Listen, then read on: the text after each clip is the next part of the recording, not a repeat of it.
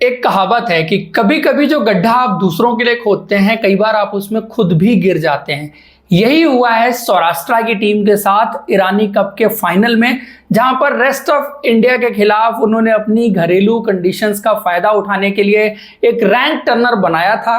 लेकिन हुआ ये कि टॉस वो हारे, बल्लेबाजी रेस्ट ऑफ इंडिया ने की और उनको एक करारी हार का सामना करना पड़ा। मैच की ओवरऑल अगर बात करें तो यहां पर बहुत बेहतरीन जीत जो है वो रेस्ट ऑफ इंडिया की टीम ने 175 रन से दर्ज की है, क्योंकि पहले बल्लेबाजी करने का मौका जो मिला फ्रेश विकेट पर, उसमें साई सुदर्शन ने उसका फायदा उठाया। और इस मैच के टॉकिंग पॉइंट और शायद जो रेस्ट ऑफ इंडिया के लिए मैच विनिंग परफॉर्मेंसेज रही, उसमें साई सुदर्शन पहली पारी में भी और साई सुदर्शन दूसरी पारी में भी। क्योंकि पहली पारी में 72 रन कम से कम कह सकते हैं कि आप जो पहला सेशन था वहां पर बल्लेबाजी करने के लिए विकेट ठीक था।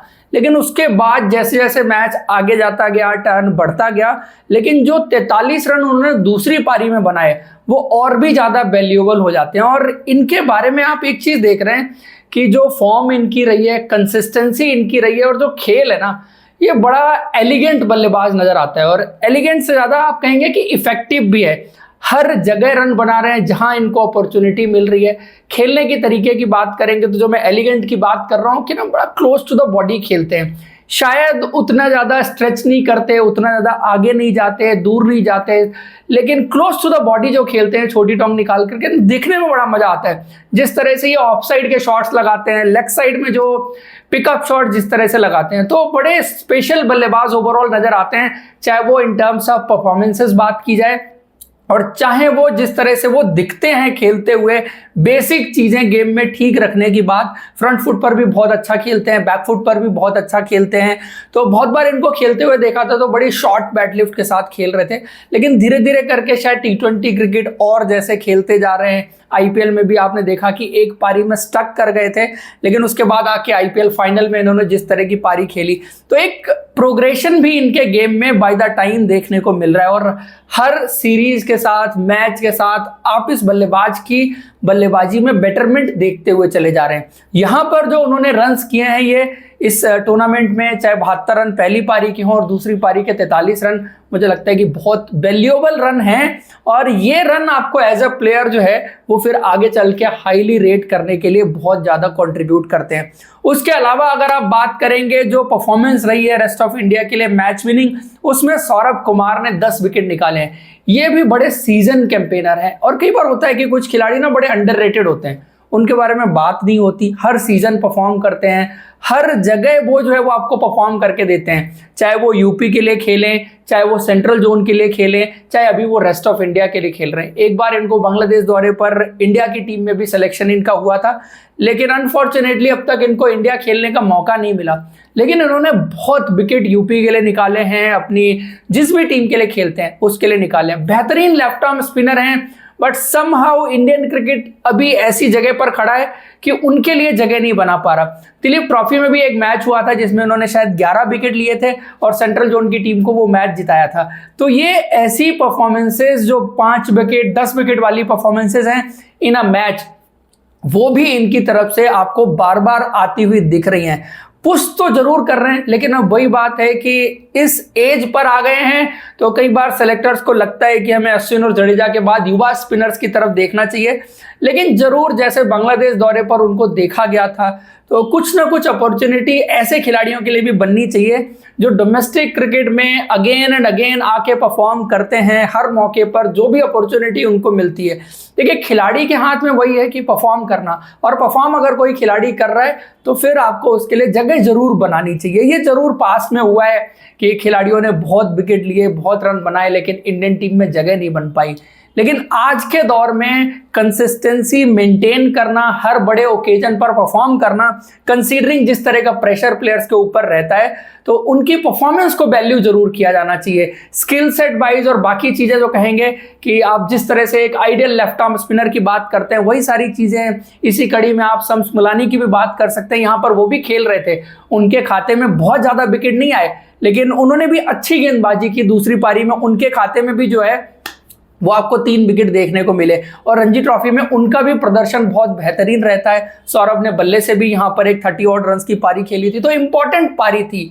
लेकिन इन सब के अलावा मेरी नज़र में रेस्ट ऑफ इंडिया के लिए जो सबसे इंप्रेसिव परफॉर्मेंस रही है वो है विद्वत कबीरप्पा की, क्योंकि इस खिलाड़ी का आप प्रोग्रेशन देखिए, जहां से सफर शुरू हुआ था पिछले साल, इन्होंने अभी करंट से अगर देखें, यहां पर 3 विकेट लिए हैं पहली पारी में। आप कहेंगे कि यार 3 विकेट की परफॉर्मेंस की बात आप कर रहे हैं, बात 3 विकेट की नहीं है, ये जिस तरह का रैंक टर्नर था, मरा हुआ विकेट था, और सौराष्ट्र ने जिस तरह का विकेट बनाया था, इस विकेट पर फास्ट बॉलर्स के लिए कुछ भी नहीं था। और इसीलिए आपने देखा कि ना सौराष्ट्र के खुद के फास्ट बॉलर्स ने यहां पर गेंदबाजी की, ना रेस्ट ऑफ इंडिया के फास्ट बॉलर्स ने गेंदबाजी की। सिर्फ 12 ओवर की गेंदबाजी दोनों पारियां मिलाकर के विद्वत कबीरप्पा ने की है। लेकिन जो पहली पारी में उन्होंने 4 ओवर 5 ओवर का स्पेल डाला था और जिसमें जो 3 विकेट निकाले, ये दिखाता है कि उनके पास वो क्वालिटी भी है, क्लास भी है, स्किल सेट भी है। टेम्परामेंट की बात करते हैं, आप एज अ प्लेयर आप किसी खिलाड़ी में क्या क्या चीज देखना चाहते हैं कि उस खिलाड़ी के पास टैलेंट है, टेम्परामेंट है, परफॉर्मेंस है, परफॉर्मेंसेस में अभी आपको बताऊंगा। और उसके बाद स्किल सेट की भी अगर आप बात करें तो जो स्किल सेट उन्होंने अपनी गेंदबाजी में दिखाया, चाहे वो देवधर ट्रॉफी में उन्होंने एक 5 विकेट हॉल लिया था, दिलीप ट्रॉफी के फाइनल में 8 विकेट उन्होंने लिए थे, वहां की जो परफॉर्मेंसेस थी, तो ओकेजन्स, नॉकआउट और इन सारी चीजों की बात करते हैं ना, हर जगह उन्होंने करके दिखाया। अब मैं उनकी परफॉर्मेंसेस बताता हूं। Apart from this 3 wicket in first inning of this Irani cup, उन्होंने देवधर ट्रॉफी में 13 विकेट लिए थे, जहां पर उनको 2 3 4 जो भी मैच खेलने को मिले थे, 14 की एवरेज थी और 18 का स्ट्राइक रेट था। आप 50 ओवर क्रिकेट के हिसाब से ये नंबर्स बहुत आउटस्टैंडिंग है। और उसमें एक जो 5 विकेट हॉल था, भाई साहब, वो अनप्लेवेबल विद्वत कबीरप्पा, बहुत सारे बल्लेबाज नॉर्थ जोन के उस दिन उनकी गेंद छू नहीं पा रहे थे। दिलीप ट्रॉफी में बात करेंगे, उन्होंने वहां पर भी 15 विकेट लिए और फाइनल का जिक्र मैंने किया जहां पर उन्होंने 8 विकेट हासिल किए थे। रणजी ट्रॉफी में उनके नाम 30 विकेट थे और वो लड़का जो अपना पहला सीजन खेल रहा है, 8 मैचेस के अंदर 30 विकेट, बड़ी परफॉर्मेंस थी उनके लिए कहीं ना कहीं। विजय हजारे ट्रॉफी खेले तो वहां पर भी 8 या 9 मैचेस जो भी थे उसमें उनके 17 विकेट थे और इकोनॉमी था 3.53। बहुत इफेक्टिव गेंदबाज थे हर सिचुएशन में। जो वनडे क्रिकेट में आप बात करते हैं कि नई गेंद, मिडिल ओवर और डेथ ओवर, हर जगह उन्होंने गेंदबाजी से इंप्रेस किया था। उसके अलावा सैयद मुश्ताक अली ट्रॉफी की भी बात करेंगे तो वहां पर भी सेकंड हाईएस्ट विकेट टेकर थे, 18 विकेट उनके नाम थे और इकोनॉमी था उनका 6.36।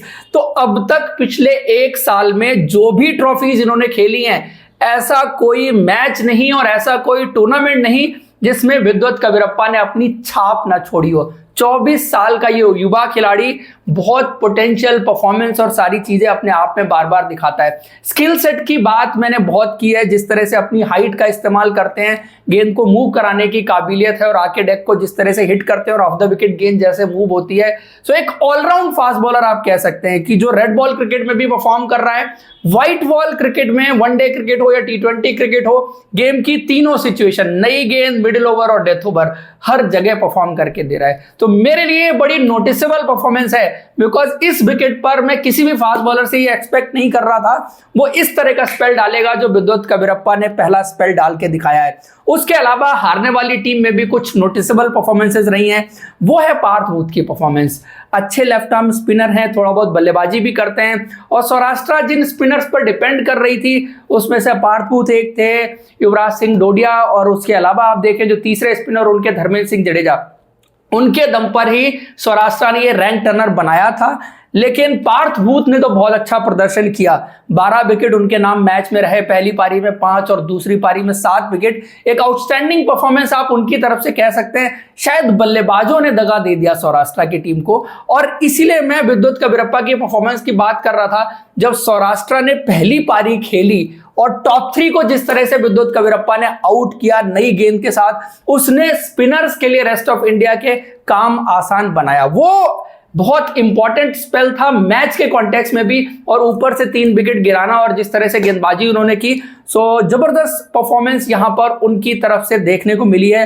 और एक बार फिर से रेस्ट ऑफ इंडिया की टीम जो है वो चैंपियन बन गई है ईरानी कप में। तो दोस्तों ये था overall review rest of India versus Saurashtra Irani cup के मैच का हाल। आपको पसंद आया तो आप लाइक जरूर करें और अब तक आपने सब्सक्राइब नहीं किया तो सब्सक्राइब कर लीजिए। Thank you so much, see you in next video.